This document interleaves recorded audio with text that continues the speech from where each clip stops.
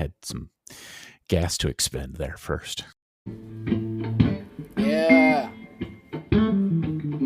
Woo. Third Degree, the Third Degree Net Podcast. Third Degree, the Third Degree Net Podcast. Third Degree, the Third Degree Net Podcast. Third Degree, the Third Degree Net Podcast. Third Degree, the podcast, is brought to you by our wonderful listeners, people just like you. If you like what we do on the internet, whether it be social media, reporting on our blog, or this podcast, you can support our work at patreon.com/third degree. Give us that support and help us keep bringing you the fantastic coverage of professional soccer in the DFW area. Thanks again for your support. Well, hello there, DFW soccer curious you. Welcome to another episode of fun and mirth and frivolity of Third Degree, the podcast. Now, I say all that just to kind of pad the bad news, and that is Dan Crooke is not with us tonight. He was very busy doing work, his very fine and hard and difficult and laborious work. We miss him today.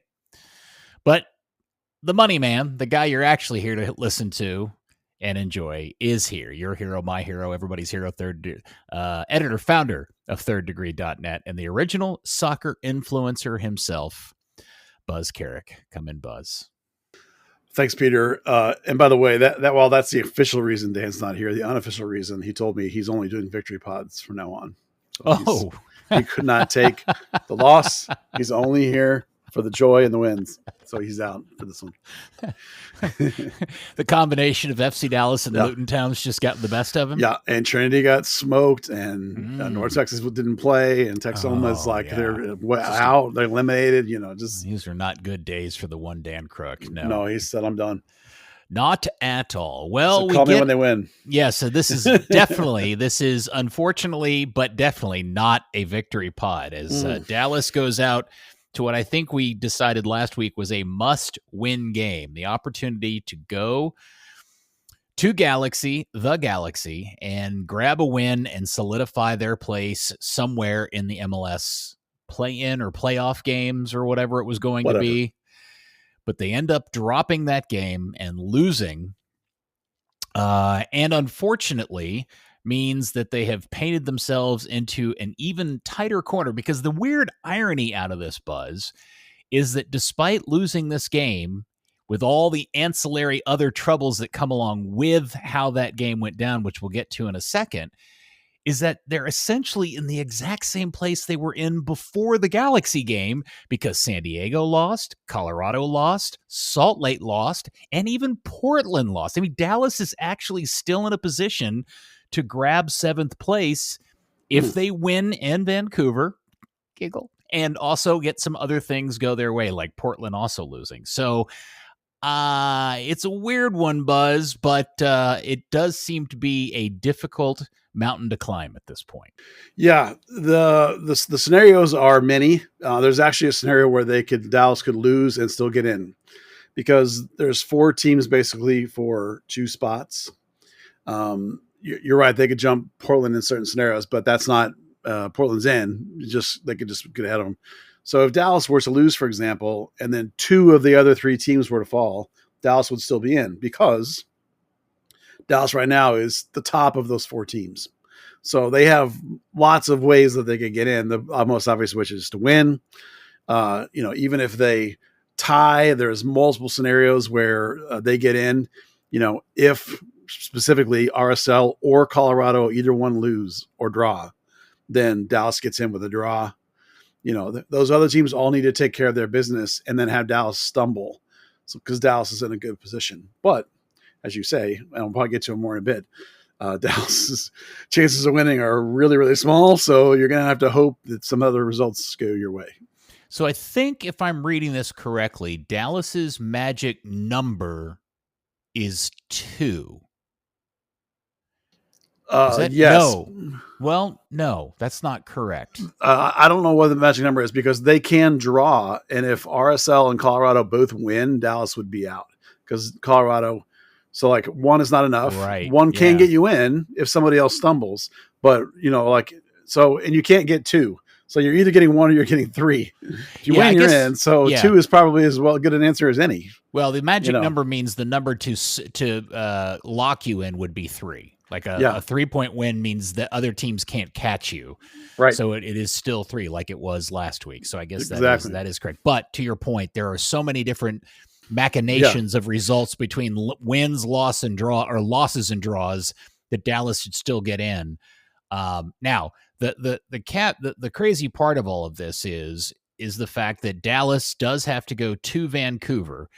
Now, Vancouver themselves have something to fight for. Hold on, they are currently in first place. They're 3 points ahead of San Diego. Yeah, so San Diego is at Portland, a team that we would like Portland to lose. Right. So San Diego is going to one home field advantage. They're going to play. Portland has stumbled a little bit. So Vancouver knows Vancouver has to play. Vancouver needs to perform, I think. Like I didn't look at the tiebreakers, but with them being 3 points ahead, I can whip up the standings really quickly. Vancouver just needs a draw to nab first place. No, because the first tiebreaker, you're right. If they were to draw, right. Yeah, and if they lose, San Diego wins, San Diego would pass them. So Vancouver's got to play. They can't just send out 15 kids. They got to play. They need a point at least, if not a win. So the thing about Vancouver, though, is that they're 3-0-2 in their last 5. They haven't lost since August 9th at San Jose. They haven't lost at home since June 25th versus San Diego. They only have 2 losses all year at home. So, and only 4 ties. They have 10 wins at home. So they have a spectacular home record, and going up there and get a point is going to be, even a point is going to be incredibly difficult. A win is going to be an incredible long shot. Now, FC Dallas is really resilient. They really battle. They really fight. They're going to be in every game mentality wise, but Dallas has put themselves in a really bad spot because of who the last opponent is and how good the last opponent is and how good they are and what form they're on and all that kind of stuff. So they're going to need help. Yes. And that's where we get into the ancillary storytelling, the extra components of what happened in Los Angeles on Saturday night. As not only did Dallas lose, but how they lost is very much an FC Dallas way of going about things, Buzz, because let's save the red card for a minute. Not last, but just a minute here. Later, yeah.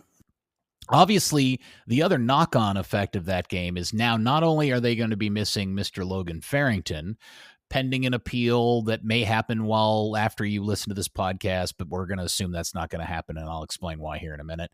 But now they're also having to play this game without Ramiro, who was on a yellow card suspension watch. And yes, he got a yellow for a very clumsy tackle that I thought in itself should have been reconsidered for a red if you were really looking carefully at that. And then, yes, the awful moment that Petter Musa got suckered into a bad thing by one Edrin Cerrillo himself. And he got a yellow, and so now he's suspended for the game, Buzz. So they have to go to Vancouver without the Beaver, without the Moose, and without the Hedgehog. I like that one. Yeah. At least 2 of their most important players, and then one that's also high up there. I'm very much looking forward to your starting 11 prediction, by the way, but we'll save that. Yeah, me too. I'm looking forward to it too. I haven't figured it out yet. There are so many questions in that, but we'll get there eventually. Yeah. So in my 3 things, I talked about the idea of what I call situational awareness, man. You have to play knowing you're in danger of a yellow card suspension. And not only that, you have to have context for the game. This is true of everybody in the game, but in particular, the guys that are on yellow card accumulations. Because it's not just like, I could get suspended. LA is fighting for the bottom of the table to not be the worst team in the league, right? They have nothing to lose. They don't care about anything at that point, right? They've just been beaten. They probably thought they deserved the game the week before. So they're mad, and they're going to want to play spoiler, and they're going to want to be physical, and they're going to want to cause a ruckus and cause a spoiler effect for Dallas. That all of that is going to be true of the game. And Peter, you remember when the U.S. would go against these teams maybe 10, 15 years ago, and the various teams they would play. They were kings of the dark arts: Mexico, Ecuador, Argentina, Italy, maybe in El Salvador or Honduras. These teams that would just screw with the U.S. and they would just take them right out of their heads, and they'd do something stupid and they would get beat, right? LA is going to be like that. They often are like that. Edwin is like that, so that some of that stuff's going to happen. Have that in your head, that this is not the same kind of game as if it was week 2 of the season. So you have to have that understanding going in. And all those guys, including Logan, and we can talk more specifically about when we get to the red card, just got baited and brain farted and brain fogged. And Colin Clark used to say that when at the end of the game, when the legs get tired, the brain gets dumb because all the blood leaves the brain. And one of the biggest signs of not being fit, and I'm not saying these guys aren't fit, is that at the end of the game, you make dumb decisions. And that's true of almost everybody. Towards the end of the game, you start to make dumb decisions, and those guys got those cards, and now Dallas is in trouble. So not smart. No, and having to take essentially a B team to Vancouver just doesn't set up for everybody to feel hopeful about the outcome. Set your expectations accordingly, kids, is what I would recommend to you. Yeah. Now, this is where I get super pessimistic and try to get real with everybody. But I do think, Buzz, that there's an argument to be made that not making the playoffs may, in some ways, be the better outcome for this team for a whole lot of off-the-field reasons and discussions that we've had well before they went on this stretch. Like, we had written this season off, and I agree that what has been happening over the last couple of months has been wonderfully fun and magical and pleasing as a fan of this team. Yeah. But do you agree with me that if we get to the end of this weekend and Dallas has once again for the second season in a row, which I think would be the first time in club history to miss the playoffs in 2 consecutive seasons? No. Have they've missed? Yeah, Shellis missed twice. Oh, that's right. Yes. Okay. Yeah. But my point is that missing 2 seasons in a row would be a very, very bad thing. Yeah. If they make it this time, they sort of give themselves we're better than we thought we were. We told you this was a playoff roster. By the way, strangely enough, Dallas has a tendency to miss twice in a row. Why do I have it in my head they only miss one? They missed 03 and 04 back-to-back, South Lake in Clark's first season. Yes. They missed 2008, 2009 back-to-back, which is Shellis Hyman. Yes. And then they missed 2012 and 2013, which is also Shellis Hyman. So Shellis missed twice, then made the playoff for the MLS Cup, had 2 seasons, including an MLS Cup run, and then he missed twice. So, one of those misses was Shellis' half season. So it's he took over for Morrow and missed. I guess I blanked all that out of my burned brain. Well, yeah, Shellis had 4 misses in 6 years. Although, again, one of them was taking over. So that's right. That's always the oddity of the Shellis story, which is he got the team to its only MLS Cup final, yet also missed the playoffs 4 times. That's arguably their best team they ever had in 2010. Certainly defensively, it was for sure. Yeah. So it tends to get people fired. So, there was multiple firings each time that happened, and that happened again. Like, they've missed twice, and people are getting fired left and right. But the thing is really quickly, is Quill going to get fired? I think there's no way now that Quill gets fired, because the back end of the season salvaged himself, and he's going to, if he misses, he's going to miss by like a point. And you don't change your evaluation based on 1 point. Like, if he was in the cellar, like if getting rid of Lucho would have not rebounded the team, if they would have finished how they had started and they were like 15th or 14th, then Quill would get fired. But he's not going to now. I don't. Well, I admit I have put on my cynic's hat, which is very worn and broken in. There's a hole in the back. Yeah, after 30 years with this club. Yeah. But the reason why I think missing the playoffs actually helps in the long run is because I am convinced, and have been convinced in large part since the beginning of the season with the stadium project, that this team is working under some sort of restricted spending budget. Now, I know somebody's immediately going to throw out the Lucho Acosta $5 million purchase. And I admit that throws a hiccup in my thinking here, but just stick with me for a second. Because obviously that didn't work, and they had to fail fast, and they got most of that money back. I think I'm saying that correctly. Yeah. Is that working under a reduced budget because the revenue has been cut so dramatically with the stadium project. If they make the playoffs, I worry. I'm not saying I'm right about this, but I worry that they're going to go away thinking, okay, it worked. We got into the playoffs. That was our bar. We made the playoffs, and we didn't even have to have Lucho. In fact, we were better without the $5 million Lucho dude.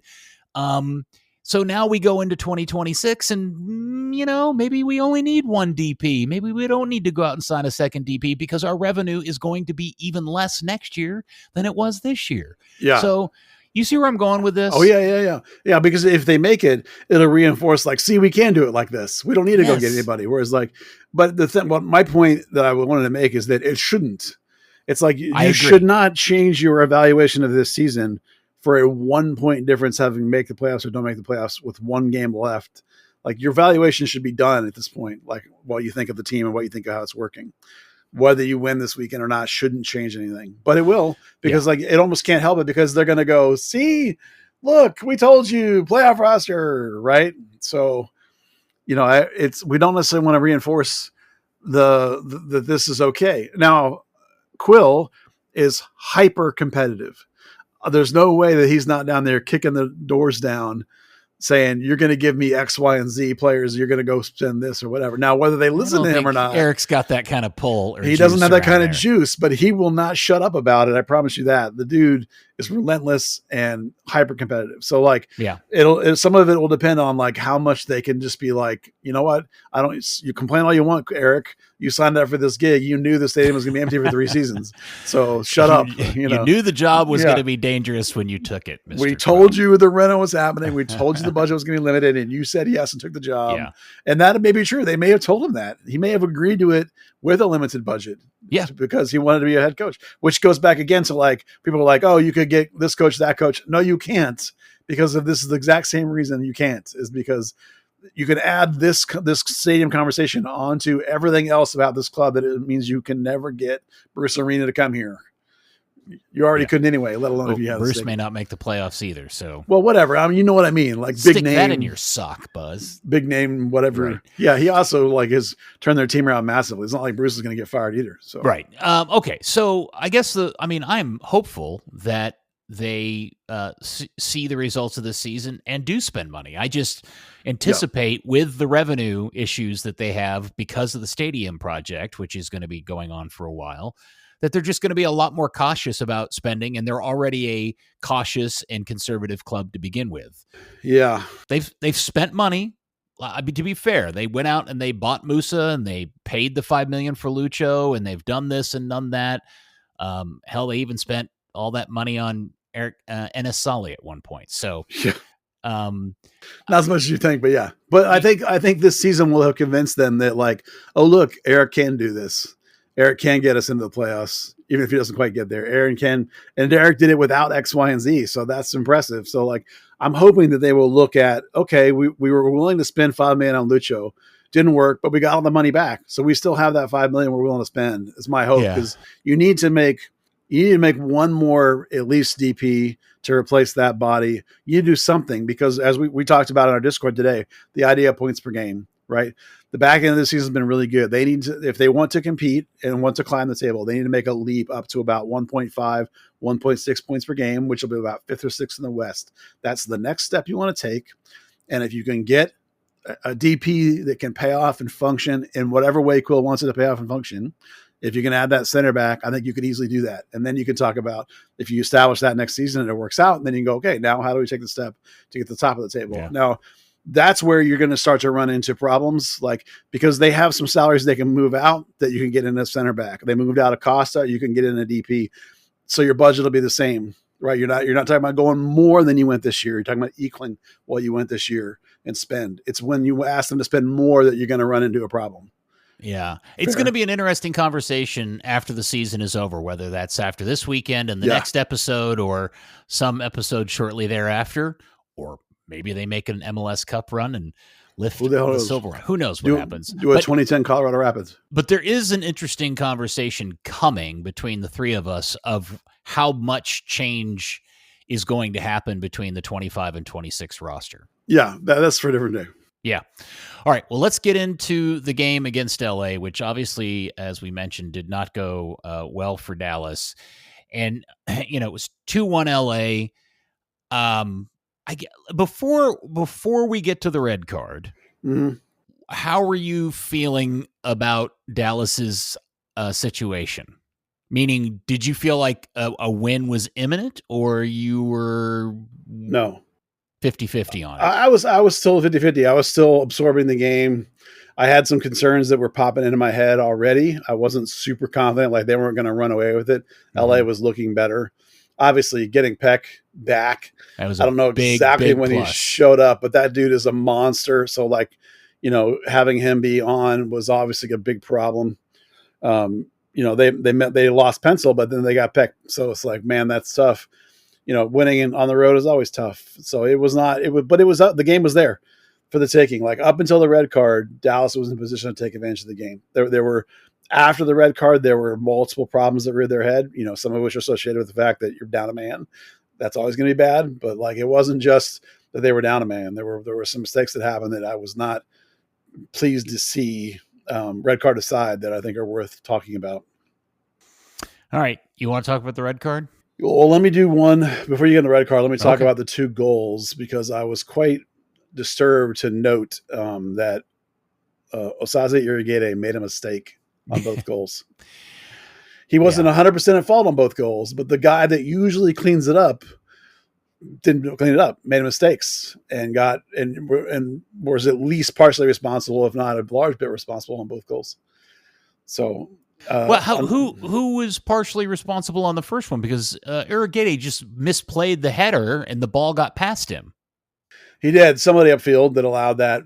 The ball to be played upfield in the first place. I mean, that number 22 is like a central midfielder, or a right wing backish kind of player. He's not. They have a really weird system they were playing, but he's running past 5 or 6 other players. And Irigede steps up on him and makes a mistake, and the guy runs past him. And so Irigede is much more at fault on that one than he is on the second one. The second one, he's trying to recover coming across, and he's trying to get over in front of Peck, and Peck jukes him and goes past him, and Irrigade's like, oh, he clearly was like, I just got smoked, and he did, and the guy got a wide open shot. So, what degree is he's at fault on each goal was either a lot or just a half, and either way, when your best player makes 2 mistakes, you're going to lose the game. Your best defender, especially when you're down. Especially when you're down, man. So down I just wanted to point out that, as much as you feel like they were competing and fighting, it's like guys that are really, really important are making mental mistakes. So it wasn't just Ramiro, Musa, Farrington. It was also Irigede. It was also, there were lots of mistakes happening in that game, mentally speaking. I was really impressed with Kamungo's defensive efforts. He got Peck so mad at him one point. Peck got a yellow card for kicking him because he stole the ball or took the ball away from Peck and tried to dribble away from him. I thought he did a really solid job, especially for a guy that's new to that position. Bernie's transformation into something slightly different has maybe been one of the brighter parts of this season. Yeah, particularly when he plays within himself. Like in the last 20 minutes, he started overextending and getting up forward where he shouldn't have, and people had to cover back for him. And one of those people was Anderson Julio, who is the person that you want to have that opportunity at the end of the game, not Bernie. So, I said all that, and I should punctuate that with the moonshot, which was maybe the team's clearest opportunity to tie the game. To finish it out, but no, Bernie. I'm sure Bernie's been ass whipping and beating himself up over that one. Yeah, Bernie's going to have a tough winter. I think I'm predicting. What do you mean? We'll get to that. Well, because I think there's a formation change coming. Okay, and the formation change means that Bernie is going to be back deep on the bench. So, but we'll get to that. We'll get to that. Yeah. Cue the dramatic music. Okay. Red card. Yep. Red card. Okay. Yep. Buzz. Was that a red card? I think it was not, but I'm sure you're going to tell me why it is. But I think it isn't. I'm going to tell you based on what I saw and what you saw and what the cameras saw. Yeah. I think we all look at that and go, I'm not even sure I understand what he thinks is a red card. But now I'm Oh, gonna. I know that part. Yeah. Yeah, so I'm going to take this from the point of view as somebody who tends to be pro referee, somebody who spent a little bit of time doing it myself, and also watching it enough times to watch the reactions of other people in the immediate area. And what I think Marufo saw was that as Logan was getting up, I think it's his right foot looks like it kind of moves into the player's groin. Yep. Like he made a purposeful effort to not lift his foot straight up and out, but instead it went forward and out. Yep. And the thing that, and what I think triggers Marufo is the 3 Galaxy players literally standing right there that all thought they saw the same thing. And I think that's what gives Marufo the confidence to say, I think I just saw that. The problem is, and everybody's going to say, well, then why didn't VAR get involved? Well, I'm sure VAR did look at it, but there is no conclusive. The way the VAR thing works is that the referee tells VAR, this is what I saw. And VAR's responsibility then is to say, well, we have evidence that tells otherwise, that you've made a clear and obvious error. And there was no angle that disproved what Marufo thought he saw. And that's why the red card stood. And as somebody that's been in that situation, the Galaxy players' reactions to the moment match what I think Marufo thinks he saw. And maybe there's more to it than those of us that are Burn fans want to admit. And that's kind of my takeaway from it after watching it way more times than I should have. Yeah. And that's why on appeal, it's not a foregone conclusion that it'll get reversed on appeal. Yeah, I don't think it will. You know, I think if you sat back and tried to make a judgment call based on the video, I think you could judge that he didn't kick him, but I don't think there's going to be enough, as you say, to definitively declare he didn't drag or whatever it is that the rule is going to say happened. So I don't think they'll be able to reverse it. I think there's a window, there's a chance, but I don't think it's going to be clear and cut. I would say 15-20% chance. I know maybe. Jair Marufo is not anybody's favorite referee, and I know a lot of people were really upset with how this game got refereed, but let me just say for the record, Marufo has only given 2 red cards this season. He's tied with 10 other referees, and I think he's 5th. I think everybody with 2 red cards is 5th and lower. Marufo is 9th in the league in yellow cards this season.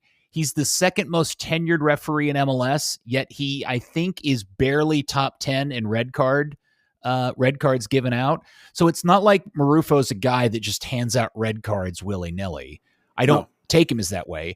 And I'm not saying he made the correct call, but as a referee, you see what you see and you make that just a subjective decision. And you also take into consideration the other kind of intangible things going on in that moment. And that's how you make that decision. And VAR just couldn't overturn it. So I don't like it. I think it's soft. I don't think Beaver was trying to step on his junk. I don't either. No. Yeah. I think it is just a function of circumstance. But I also don't think it's the reason why Dallas doesn't make the playoffs. Yeah.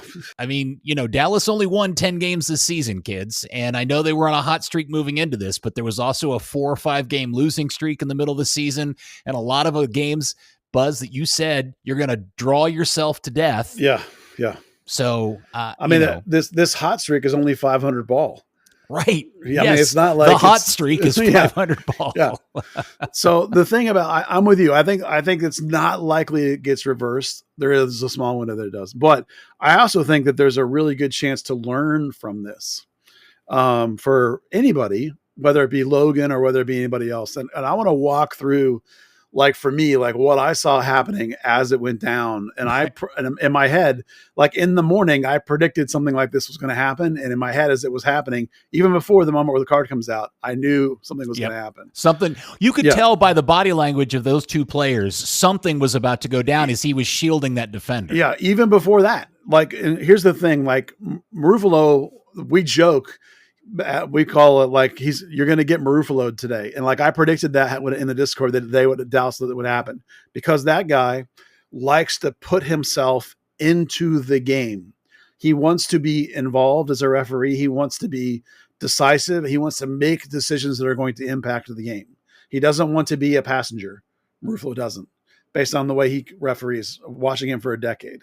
This is my take on him, and lots of people's take, and we talk about this all the time with him. If you challenge him, he will not back down from challenge. He will come at you and respond. So, like I predicted early in the day that something was going to happen with the ref. So we get into the game, and this was, again, part of the situational awareness. Like, know that this ref can be reactive and wants to be involved. So, go into the game knowing that. You go into the game knowing that LA is going to be shithousery. LA is going to be physical, that one in particular, right? So as the game's going on, there were 2 or 3 moments prior to the card moment where stuff was going down with Logan and other people, because Logan is a very physical player. He has a rep for it. He also has a rep for not backing down. So there were, these moments were happening in my head, I'm watching the game. I'm thinking, Logan, dude, you're going to have to go. Remember the situation. You have to run away from some of this stuff. You're going to have to diffuse some of this stuff. You can't keep escalating. As I'm watching these plays happen 2 or 3 times, and I'm like, this is not going in the direction. And so that particular play happens, and in my head, there are 3 moments in that singular play where Logan could have done something different and not gotten a red card. Now, again, I'm with you. I don't think he kicked him, so I don't think the red card is deserved. But at least not on purpose. Not on purpose. He put himself in a spot for it to happen. And so the first thing that happens is the guy comes in from behind and he's fouling him from behind, and Logan's grabbing him, and they're very physical. Okay, if you're a king of the dark arts, you flop right there. You go over, and the play's dead, right? Mm-hmm. Logan does. Logan flops.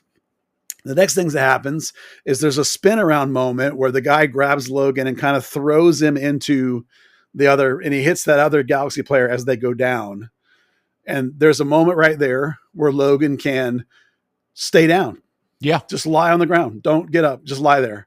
And the ref will have seen that guy throw you down, and maybe he gets a yellow card and you've diffused the situation.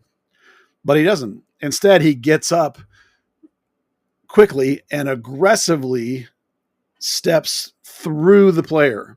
Now, he doesn't kick him, but he marches straight through him as the guy's still on the ground. So even if you want to stand up and then back up. But Logan, being a physical, aggressive-minded player, has lost his composure because of all the fouling that's happening. And so he aggressively walks through him and drags his foot, and that's the red card for kicking. So, like, there was about 5 or 6 moments in the game up to that point, and then 3 moments in that play where if Logan would have been thinking about the situation, thinking about the ref, thinking about the other team, going into the game with an awareness that they're going to come at him because he's physical, he could have not gotten that red card. Now, do I blame him? Yeah. No, but these are the dark arts of soccer. This is the high-level pro. He's still a young, inexperienced guy. This is the shithousery at the highest level, and they baited him into a red card. Even if he didn't actually do it, they baited him. Remember, you don't have to make contact, right? Swing and a miss is still a swing. Marufalo sees him sort of go with his foot between the guy's legs. He's like, oh, he just kicked him in the balls. So, like, that's my beef.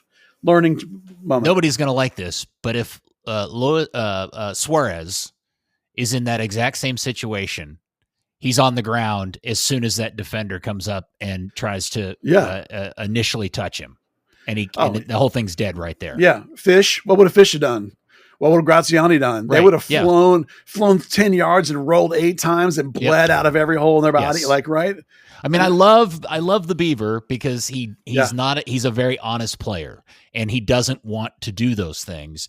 But to your point, Buzz, those are the situations. Yeah. And here's the other part that I think Marufo is at fault at. There were 2 earlier incidents in the game that I think he could have gotten much better control. First off, Edwin's tackle on Musa, I think it was, that should have been a yellow card that he didn't give. Mm-hmm. And then Bernie's tackle that Bernie puts in Dallas's defending half, but the ball spills out to LA. Marufo plays advantage. He should have gone back and given Bernie a yellow card for that tackle because it was it wasn't dirty. It was just clumsy, and it was a bad tackle.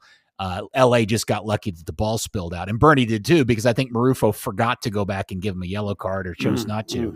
I think if he gives yellow cards for either or both of those incidences, one for LA, one for Dallas, I think the tone of the game changes a lot, because after both of those, the game just got a little nastier, a little saltier, and then the red card happens. And you can tell he's starting to lose control of the game, because look how all the players react to that play. Both sides are running to that confrontation. Yeah. Not just like one or two guys, but like 5 or 6 guys. They're ready to throw down before the card comes in. And Marufo may have felt like he had to do something, or he was about to have a brawl, possibly. But you're right. He should have taken a little bit more control of the game a little early on, diffused it a little early on. It's not all on Logan. Other people could have diffused it too. Like, where's the captain of your team at some point in all of this, telling you guys to be like, hey, remember the scenario. We need this game. Stay cool. We can't get ejected. We've got to win here. You know what I mean? Yeah. Like, don't get baited. Stay above it. Like, again, that's why I use the U.S. national team analogy. Like, they had to learn how to win against those shithousery teams. You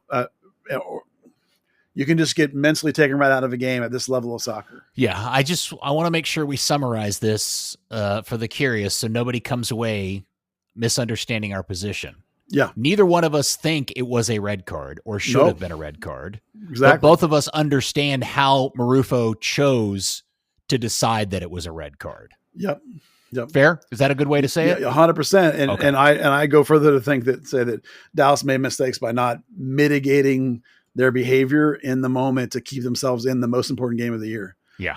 Right. They were talking about every game's a knockout game for like the last month and a half. And then you got, mentally taken out of the game. You got gamesmanship out of it.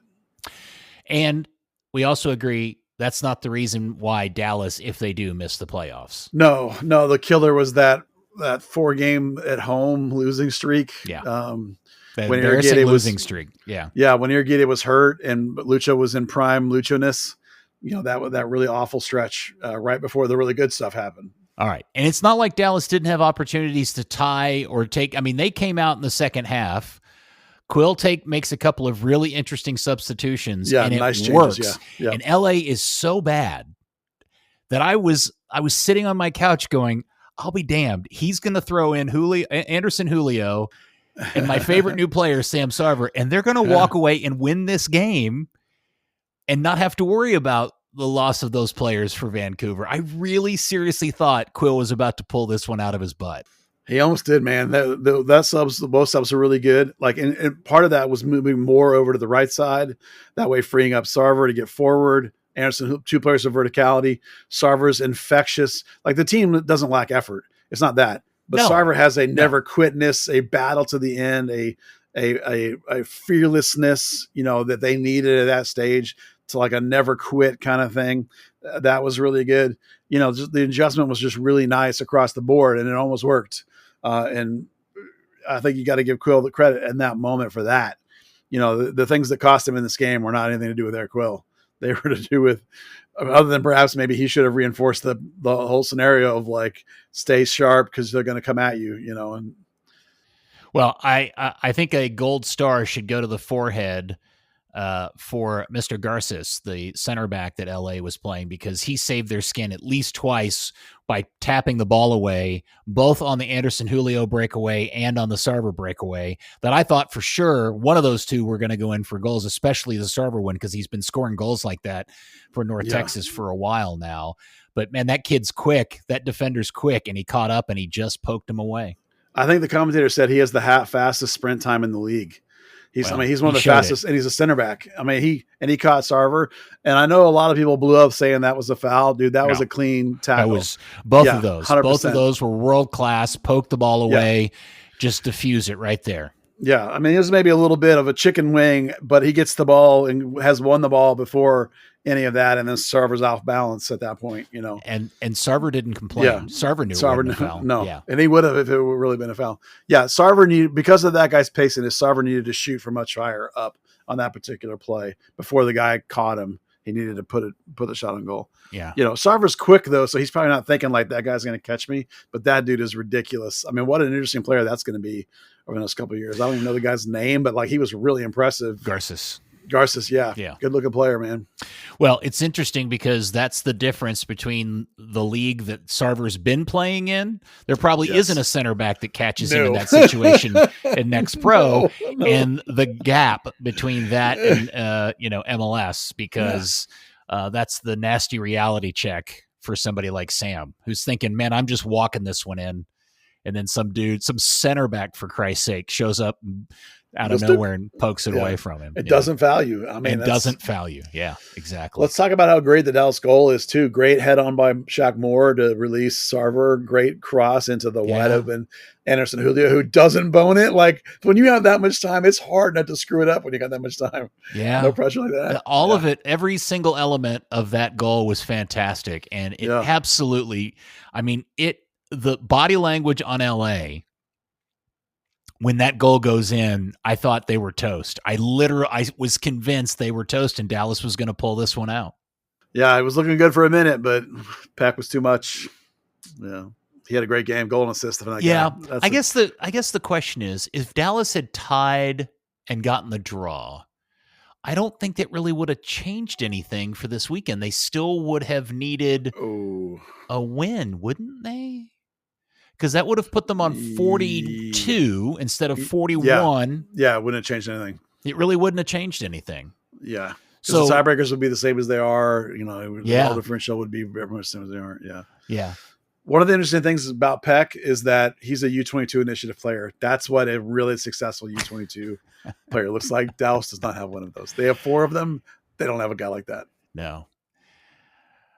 Crazy. Well, it's an unfortunate way for that game to end, especially with the Ramiro and Musa fallout, along with the red card. But missing them for Vancouver, and I just, as we kind of look forward to Decision Day, the game is on Saturday. Decision Day this year is on Saturday, not Sunday. Hasn't Decision Day typically been on Sundays?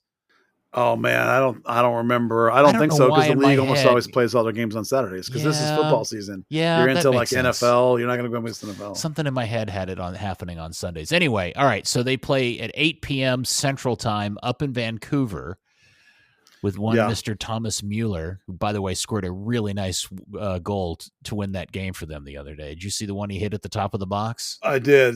I mean, that guy is so good. He's been one of my favorites for years. The guy is such a quality player. There's a bunch of hysterical quotes where people talk about Mueller, where they're like, they go to training, they're like, this guy sucks. And then they play in a game with him. They're like, oh my God, this is the greatest player I've ever seen. He and Son look like they're having so much fun playing in MLS. Well, it's those are 2 guys too that still have some game and take it seriously. Like they're guys that have come over here to play golf or on retirement that have looked like utter ass and embarrassed themselves. But those 2 guys are not. Those 2 guys are still playing. Those are the kinds of older players that I think are okay. Like it's the guys that want to go on vacation that I want nothing to do with them. Right. Get them out of here. But. All right. So let's assume Farrington does not get his appeal and the red card overturned. What in the world is Eric Quill going to do to line this team up? Is he about to pull off his greatest moment as a head coach yet? Maybe, but he'll have to, honestly. The replacing Musa is easy. That's Anderson Julio, because he's actually played as a 9-some. So that's, you could use Sarver there, but I think Anderson's experience gives him the nod. The other wing position is tough. I'll come back to that. Delgado would still be this 10-ish kind of thing. Bernie at wingback left, Kappas, Kayik, that's all fine. Right wingback is a problem. This is where you get into how many things do you change? How good has Moore been at that left center back? Is there anybody else that can play right wingback? And whether that be Leggett, who came back and was on the bench. Maybe Leggett could be that right wing back and you could leave Shaq Moore at left center back. Or do you really just think, you know what, I'll put Shaq Moore over there and then I'll just play Abubakar, Urquidy, and Ibiaga. That's the conservative choice. Abubakar, Urquidy, and Ibiaga with Shaq Moore at right wing back. But if you think, man, I got to do something interesting and special to win in Vancouver, maybe you try Sebastian Leggett over there in that spot. And then, that's the only thing I can think of that actually might work. Man, so the idea of asking Leggett to have to bound up and down the field at his age and his But he did it like a month and a half ago. Remember, they played him at right wing back. He started a game in Romero's spot. Like you're probably not going to go. Yeah. You don't need a whole game out of him. You need 45, 50, 60 minutes maybe. And then you bring in, you at that point, you'll have a center back on the bench because Shaq Moore will be playing left center back. And then you bring in Abubakar or Ibiaga or whatever and put more over there. And now you have 3 in the back, so you can go more defensive if it works. So that's just an idea that I had that I could come up with other than just the boring and conservative Shaq Moore right wing back Abubakar in. Because then at that point, you're like, if I need a center back sub, I got only Alvaro, who's has so little experience. Quill is going to need his Delgado to have his best game of the season. Yes. He can't.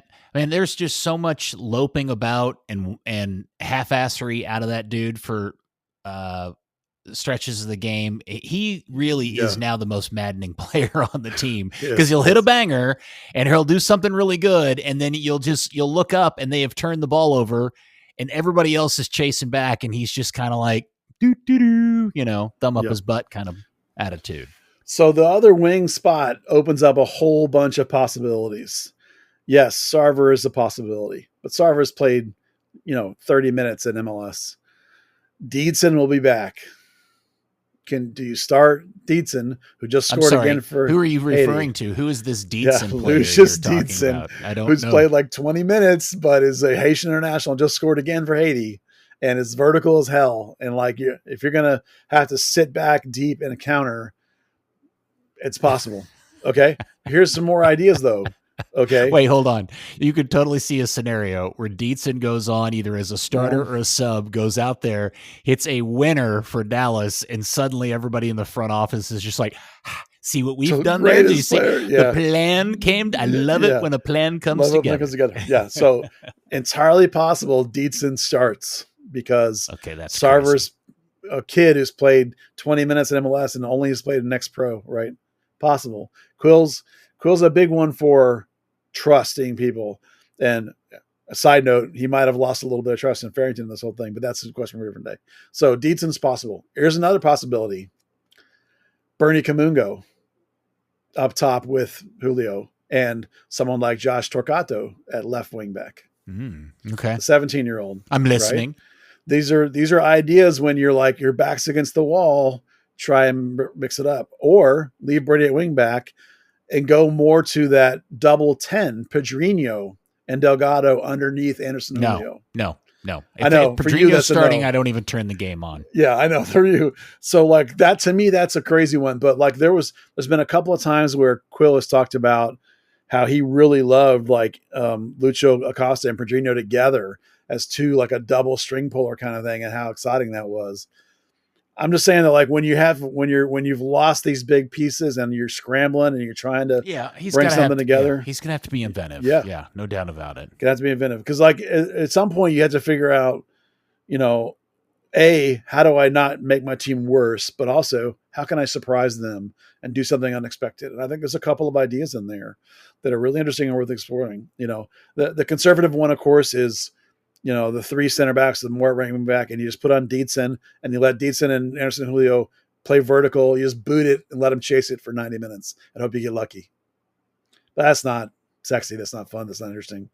Giving Leggett a run at wing back, keeping more at center back, maybe try and let Bernie up there or even Deedson and Julio with Delgado and just, You could try the boring thing for 45 minutes and see what it gets you.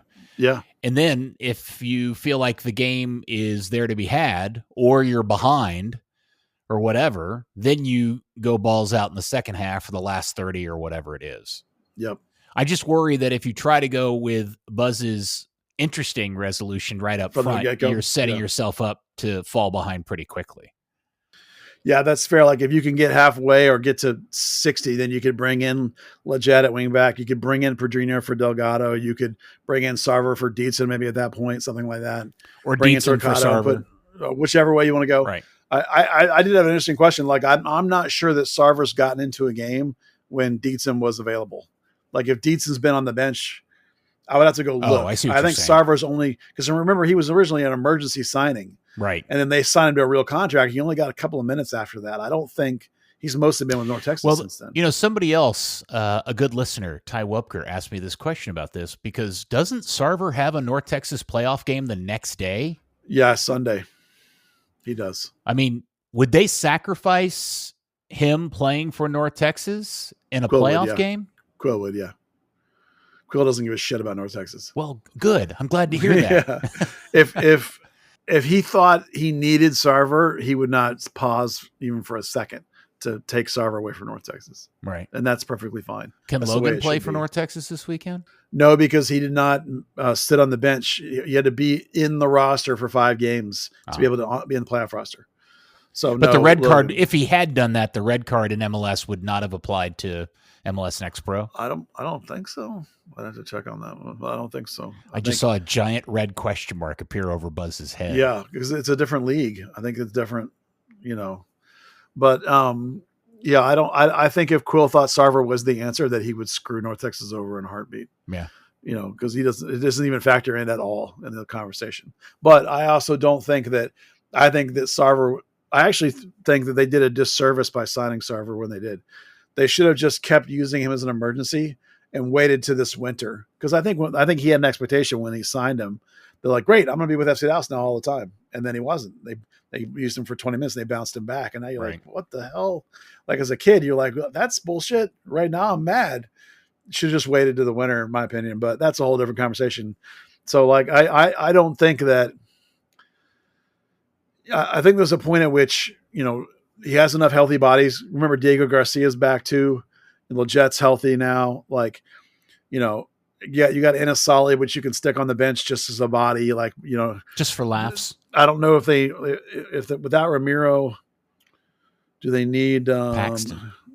Paxton will be on there anyway. I'm trying to think of it, just trying to do the quick math if they even needed, because Garcia replaces Ramiro, and then who replaces Musa and Farrington? Yeah, they might actually need Sarver on the bench, even with Dietzen back. Yeah, I think they need him. Yeah. So I think North Texas is not going to get Sarver. I think North Sarver will be with FC Dallas. It all comes down to this, kids. Dallas's fate of the 25 season comes down to a road trip to Vancouver, Saturday night, 8 p.m. on your Apple TV. Woo! Dun, dun, dun. What did Dan say? It's tight sphincter time, or what? It's squeaky bum time. Squeaky bum. Yeah. That's what it was. Same thing. Same thing. Something British. Yeah. I'm not British. I don't know those quaint little things like that. All right. Well, there we go. Anything else? By the way, the burned kits look awesome. That was a great black versus white. Very good. Winner, chicken dinner. Love it. Yeah, I don't have a definitive answer, but I'm fairly confident that those kits will continue next season, because like more teams are getting that third kit. And the vibe I'm getting is that Dallas will keep getting to have that one too. They've got it. I so still good. have not bought mine because I wanted an authentic, and I wanted to be able to put a number, not a name, a number on the back of it. And that was such a mess in the day that it came out, the days of the weeks that it came out. I've been waiting to figure out. I don't even know where the best place to go get that set up, an authentic and an extra large with a number and the correct patches and stuff is today. I don't even know. Is it Soccer 90? Yeah. They have the patches. Do they and have them? numbers. Yeah. Do they have authentics? I don't know about that. See, I was under the impression they were out of stock on certain stuff. So they were, but they would be the ones that would have all that stuff. Okay. All right. I think, I don't know the authentics on like MLS's website. I don't think have the patches and stuff. I think even though they're authentic. Okay. Although I'm not the kit guy. That's a Dan question. That would be a Dan question, but he's forsaken us. I'm a kid nerd, but I'm not a guy that knows the official answers. Yeah. Wonderful. All right. What else? Let's see. Let's move on to other things. We'll set Dallas aside. Speaking of bad news, Trinity lost again. They were up in Spokane. They are really stupid people live in Spokane. Yeah, I know. It was like 45 degrees. Who would want to live? So where do they play? What stadium is that? They built a little stadium there, along with the city. It's like a 10,000 seater, I think. It's a cool little stadium. They have them. They have a men's and women. The men's team is USL 1, so Division 3, but obviously still better. they play high school stuff there too, football and soccer. So it's a mixed use kind of thing, not mixed use, mixed sport. Yeah. City and county and, like everybody does. And I like those kind of purpley silver kits. Yeah. Spokane wears those lilac or whatever. Whatever. Yeah. That's something like that. Yeah. Yeah. Those are nice looking kits. It was a fun kit game because both those teams have good looking kits. So it was nice. You don't see kind of a Romanesque maroon and lilac in a kit assignment very often. The thing that annoys me about those games though is like whatever the Super League, they still are using relatively low end productions, and so the game cameras are always just horrible quality, particularly the main game camera. You can't read in numbers or names, and the faces are all smudged out like it's all witness protection. It's just awful. It's not. Don't get me started. Yeah. So obviously Dallas Trinity is still trying to figure out the magic sauce this year because they tried another player in Missimo spot, and that was Ubagagu this time, who's usually their left wing. And they started Tamara Bolt on the left, who's usually on the right wing. But Celia Strong's been playing right wing. So they kind of mixed all that up. And it's not going well in terms of getting the ball up the field to her in good scoring positions. That's their biggest problem. The Golden Boot winner. And the other thing they did was because Guidry was out on a red card, they put Hannah Davidson at right back, who's a center back. And they moved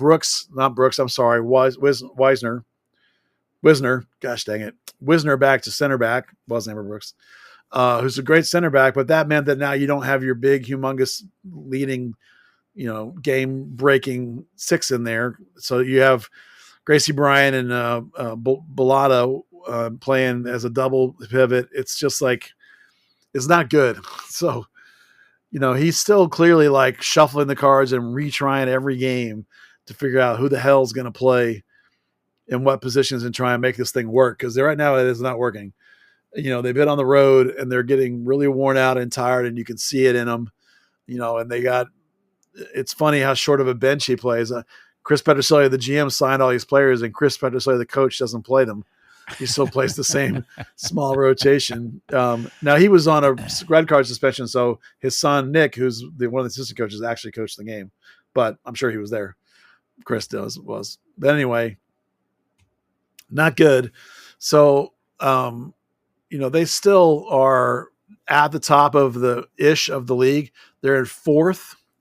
They're 1 point behind third and 3 points behind first. The league is so ridiculous. There's so much. They're not even to the break yet. Considering Spokane's played 9 games and Fort Lauderdale's played 6. So like there's a big miss of who's Spokane, because it gets cold up there in the winter. They front load and then back load and all that kind of stuff. So just like Trinity's had a whole bunch of road games, whatever but anyway, the State Fair Classico's coming up on the 18th. Saturday. Big, huge game. Yeah, that's fun. As of today, Peter, how many tickets would you guess they have sold as of today? As of earlier today. Are we using Monday. Sold with nope. Air quotes? We're using the number that they've told me they've sold as of earlier today, Monday. I'm going to guess they told you they've sold 12,000 tickets. You're close. 14,000. Okay. So we'll see, but that's a pretty good sign. Hopefully they actually have sold that many, and hopefully there'll be a good crowd. That would be really nice. I think I'm going. I got nice. Well, here's the deal. I didn't think we were going to be able to go because the game kicks off right when we're typically on the air with the kick around. But this happens to be one of those weekends where SMU is playing an afternoon game, so we're doing the noon to 2 slot. So I get off at 2. Nice. I'm going to have to scramble home, go let the puppy dog out because my wife's out of town, and then scramble back down to the Cotton Bowl to attend El Clasico. So that should be fun. Yeah, it will be fun. Have you been to a game yet? No. It's okay. No. I'm embarrassed. No, I am genuinely embarrassed to admit I have yet to go to a Trinity game. It's the most awful. I feel terrible admitting that, but that is the truth. I have not been to a Trinity game. This will be my first Trinity game, and I'll get to go to the State Fair and have a corn dog and all that Jim Jam. And you're fun. You have to work this weekend. I have to work. You? I'm working. Yeah, so I'm out. But that's super cool. I mean, we're in the time of year where I'm working every weekend, Friday, Saturday, and half the Sundays with Cowboys or whatever. Maybe Dan's beard will be there. I don't know what he's doing. He might, but it's a busy weekend for me. So anyway, Trinity stumbling everywhere. Hopefully they can get it worked out. There's still zero word on Missimo when she's going to be back. Depending on who I ask, I get varying beliefs about how soon she'll be back. I think everybody at this point should just hedge their bets and assume it'll be the second half of the season. Yeah, I'm not optimistic at all that it'll be this fall. That it'll be in the new year, actually, when the spring segment of the season kicks in, if they're lucky. If there's not something real, if she's not doing a PAMA call. Oh. So we'll see. Please don't say that. All right. So hope everybody is there at the Classico this weekend. If you get a chance to go, get a ticket. You get to get into the fair for free. And it's actually cheaper than buying the actual state fair ticket. It'll be fun. That'll be a good crowd. Yeah. Should be. I hope it's a great, if they get over 10,000 people, that'll be a massive success for them. Now, hopefully they don't get crushed by a superior League MX team, but your mileage may vary on that deal. Yeah. Okay. Well, it's a friendly, whatever. So. Sure. North Texas did not play. They have their playoff game this particular weekend, as we mentioned earlier, against San Jose. Against the Town is the name of that team. It's San Jose's, and they've moved the game to that. Yeah, it's so cool. The Town FC probably actually. They've moved the game to PayPal Park, so it'll be in the big stadium. So maybe somebody will be there. The Town was in second place, and they picked Dallas. Look at me. They picked North Texas, who were in sixth. So maybe Sarver will be with FC Dallas. So if Sarver goes and is on the bench for Vancouver, only plays a little bit or none at all, do they throw him on a plane to San Jose? Oh, yeah. In time to make the game in San Jose? Oh, yeah. What time's the game in San Jose? That I don't know. Hold on. Pause. You're Buzz Carrick. You're supposed to know all these things. Yeah. You're the original soccer influencer, Buzz. 8 p.m. Central. Oh, so that's he could practically drive there from Vancouver. From Vancouver, like you could catch a morning flight or even probably an evening flight the night before down from Vancouver down to San Jose. Piece of cake. Well, the day before is Saturday. He will have been playing with the team Saturday night. Yeah, but if the game, you don't think a city like Vancouver would have late night flights? Oh, I thought you said during the day, like a late day flight. Okay, maybe I don't know. Maybe whatever that morning. Absolutely, a guy like Sam Sarver, young, fit. If he plays 20 minutes, get him on a plane. He can absolutely be there. What if Sam Sarver hits the winner to solidify Dallas's place in the playoffs? Gets on a plane, goes down, and bangs a few goals in for the junior team to get to the next round of the playoffs. Weekends and a single player. That was so awesome. And there's only one player that can pull it off for this club, and that is one Samuel Sarver. Yeah, this weekend anyway, there's only one player. Yes.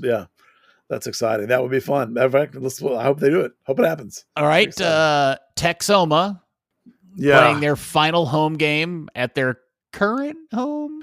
The current home, well, of the season. I'm pretty sure they're going to be in that venue again next year. And maybe even for a couple of years until the Salina thing that we know about that they have not announced gets done. So, probably at least one more year. But this is the final home game of this year. Some guys walking off the field looked a little bummed, like they know that maybe they're not going to be around. I think there's going to be when you finish 12th and you have a new coach and a new club and a new team, expansion teams, half those dudes aren't going to be back. Especially because like a lot of those contracts are probably 1-year contracts. And so even your good players might get better offers. It's probably going to be almost a rebuild really. So they won 1-0. They have 2 road games left. That's a tough finish. And think about that mentally. You're out of it. You're eliminated. And I have to go to 2 road games to finish out the season. And then they're playing the one Knoxville, which is one of your favorite team names, I know. Yes. Up next. So tough season for Texoma. They had a great rally in the middle of the year, but then they lost it and fell apart and couldn't hold it together. So they got a couple nice players that they really, really need to bring back. Garcia, though he may get a much better opportunity given how good he looked over the year. That's the keeper, by the way, who made like 6 or 7 PK saves during the course of the season, including 2 in one game. Spangler's really good. I hope they keep Brian Padilla, who's the former Dallas Academy player that they have. So could be interesting. I do like a game that features Bird and Street Address as the 2 opponents. Yeah. my funny nicknames. Yeah. Because one Knoxville sounds like a street address. So it does. Yeah. Yes. Yeah. Very good. All right. Well, and Redbirds. then Atletico Dallas, nothing new with them. I guess Really? they threw out some new swag if that's your jam. You weren't a big fan of this run. I like the ads they put together for them, but it's certainly not merchandise with me in mind, I guess. No. Although the golf shirts were maybe my age appropriate for me, but some of the other stuff was not. That's what I bought was the golf shirt. The golf shirt. Yeah. Yeah. The urban streetwear for 23-year-olds is not necessarily my jam. I did buy like one or two of those kinds of things for them, because it's the first whatever. So yeah.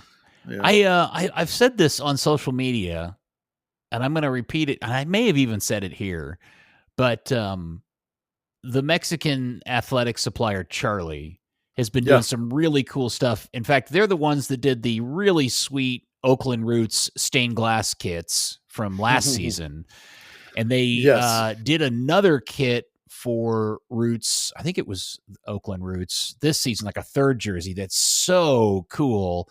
And I just feel like Charlie would be the perfect partner for Atletico Dallas. It would be good in their debut season because it's the right, it's Hispanic culture ties and all of those things, and the stuff they make looks really good.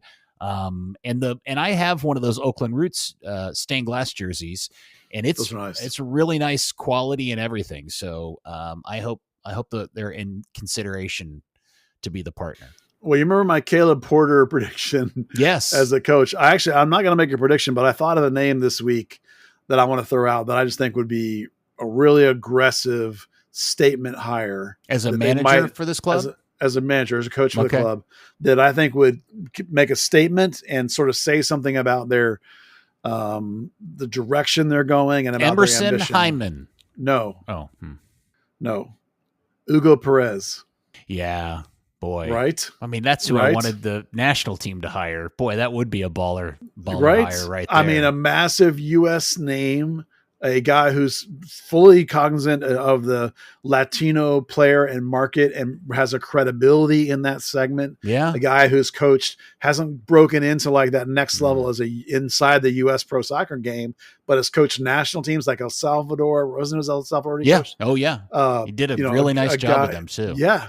Like an ambitious hire of we're going to play a certain way with a certain kind of player. It's going to feed into our market we've been targeting, our style that we've been targeting. That would be a baller hire, I think. I thought of that this week.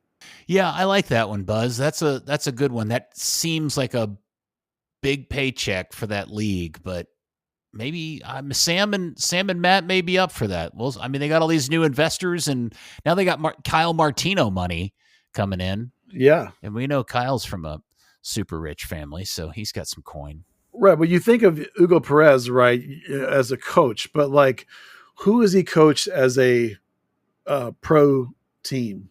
He's only coached like as an assistant in like USL and stuff. And then he's been a national team coach. He was a US U14, U15. He's El Salvador's assistant, El Salvador Olympic team, El Salvador national team. He's never coached like pro teams. So like there's a little bit of an adjustment there. Like he doesn't have like a MLS career or a USL career. Maybe it's he would want to be establishing himself as a pro coach perhaps. Yeah. So maybe like, okay, USL sees a good step for me. You know that they're going to try to go Division 1. Maybe that's attractive to him. I just think it's like a super ambitious hire that he would be interested, I think, because it's the right market for a guy with a heavy Hispanic Latino influence in his game, in his style, in his connections. It plays to what the Atletico is doing. Mm-hmm. It just, to me, when I thought of it, it just made so much sense to me. I think it'd be a great move. I have no idea if he's on their short list or not, if they've talked to him. Who knows? I have no clue. I don't even know if they've talked to Caleb Porter. I just thought like, what a great hire that would be if they could pull that off. I just think it'd be super cool. Well, I should an observation I have about Snake and Wolf is the smartest thing they've done so far is essentially buy Renegades, because anytime I'm at Spectrum and a couple of times out in the Richardson area, I've seen kids walking around in Atletico Dallas youth jerseys because they play for that club. And that's that club's got a lot of teams. And so they instantly bought a marketing machine that's helping get at least a little bit of the word out. Yeah, and in somebody kind of sent me small way. Somebody sent me a thing today. They have 10 teams in the Dallas Cup that's coming up here or something like that already. Do they really? Yeah, on the girls and boys side, 4 or 5 on each side. So, yeah, that's a pretty quality club. It's not of the same tier as FC Dallas or Solar or yet. No. Texans, it's not there yet, but it's probably right there with BVB International or Hornets or like right there in the next level. So, now you've had a pro team on the top, and if you can show a pathway, like a legit pathway, that'll be very attractive. It instantly becomes only the second club in the area with that capability. Well, think about how many people talking about that segment now, how many people hate FC Dallas. Oh, and will do anything to screw FC Dallas. And if you can say to them, hey, we got a pro pathway for you, kid, parent, coach, whatever, that's not FC Dallas, stick it to the man, come play for us. When there's no territory rights in USL, right? You don't have to deal with that bullshit. You just come to us and play. Wow. Crazy stuff. All right. Speaking of which, has there ever been any more news or updates about what's happening with Fort Worth's USL team? No, we had a vague understanding of when we thought or when we were sort of expecting an announcement to happen, and it didn't happen. So I don't know why. We don't know why it didn't happen. We don't know why they went past that expected date. It was like a window when we were pretty confident we would hear it, and it didn't happen. So honestly, they are super tight and secretive over there on that side of the town with that club. Theoretically, they're starting play in 2027, just like Atletico. So, you would have thought by now you would have heard something, and there hasn't been. So we're trying to figure out, if it's gone wrong or gone sideways, or if they're just keeping it tight, Let Atletico suck all the oxygen out of the room and then come in hot at the last minute. Kind of like backdraft FC, blow the door down. Well, Buzz, I hope this wasn't the penultimate episode of the season. I hope not. I hope we have more than one more. Yes, that'd be fun because it would be a victory pod. And maybe Dan will come back. Probably. I guess they could lose and get in. That's what's so weird. They could slide in backdoor. Okay, so here's the question. Yeah. Just to test Dan's thinking here. If Dallas loses, yet still makes the playoffs, will he appear on next week's episode of Third Degree, the podcast? No, because the 8-9 game's not playoffs. Oh, that's right. That's a callback. It's a play-in game. I think he would find that knockout play to be irresistible. And he would okay. Yeah. All right. Well, yeah, I think so too. He can't help himself. He's not that principled of a human being. He probably is, but that's not a hill you're going to die on necessarily. You're only doing victory pods. Because then it'd be a long winter because, we have to do. Yeah. All right. We'll cross that bridge when we get I guess it's the other thing we should throw out there is that, like, based on all the information we have, I would bet that camp is opening for FC Dallas like the first week of January, and they're playing like the second week of February. It's going to be a quick turnaround because of the World Cup. Oh, yeah. The season's moved up. Right? Sure. So it's going to be like 100. It's going to be a weird one for sure.